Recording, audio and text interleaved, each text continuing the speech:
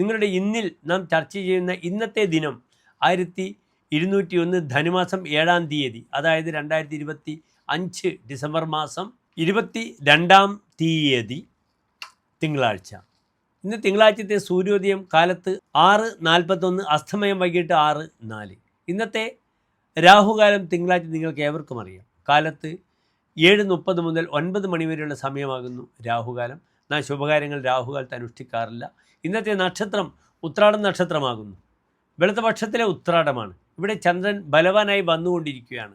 ഉത്രാടം ഇന്ന് ഏകദേശം പൂർണ്ണമായും 56 നാഴികയുണ്ട്. അതിനാൽ കാലത്തുള്ള 10 നാഴികയോളം ധനുരാശിയും അതിനുശേഷം മകരം രാശിയുമായിരിക്കും. ഇന്നത്തെ തിഥി കാലത്ത് 10:45 വരെ ദ്വിതീയ തിഥിയാണ്, വെളുത്തപക്ഷത്തിലെ ദ്വിതീയ തിഥിയാണ്.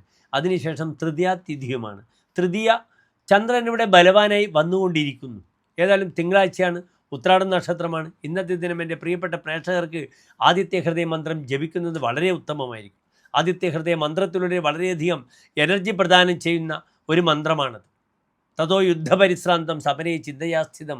അതിശക്തമായൊരു മന്ത്രമാണ് ആദിത്യ ഹൃദയ മന്ത്രം. ഒരു ശത്രുവിനെയും ഭയപ്പെടേണ്ട ആവശ്യമില്ല.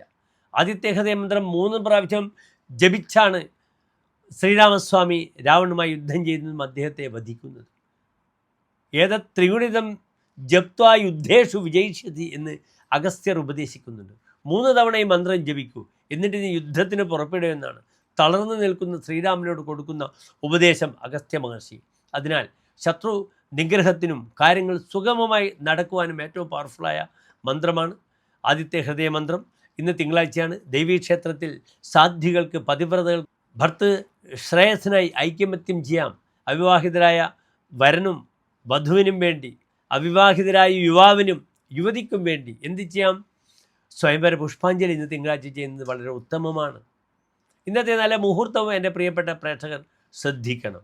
ഇന്ന് 11:40 മുതൽ 1 മണി വരെയുള്ള സമയം. എല്ലാ ശുഭകാര്യങ്ങൾക്കും എൻ്റെ പ്രേക്ഷകർക്ക് മുന്നിട്ടിറങ്ങാം. അത് സർക്കാരുമായി ബന്ധപ്പെടുന്ന പ്രവർത്തനങ്ങളായാലും, ഒരുപക്ഷെ ബാങ്ക് ലോണായാലും, മറ്റ് ശുഭകാര്യങ്ങൾക്കും യാത്രയായാലും അനുകൂലമായ സമയമാകുന്നു മേൽപ്പറഞ്ഞ സമയം. അത് കുംഭൻ രാശിയും മീനൻ രാശിയുമാകുന്നു. വ്യാഴം വളരെ ഇഷ്ടസ്ഥാനത്ത് നിൽക്കുന്നുണ്ട്. ഏതായാലും എൻ്റെ പ്രിയപ്പെട്ട പ്രേക്ഷകർക്ക് ശോഭനമായ നല്ലൊരു ഇന്ന് ഞാൻ പ്രാർത്ഥിക്കുന്നു. നന്ദി, നമസ്തേ.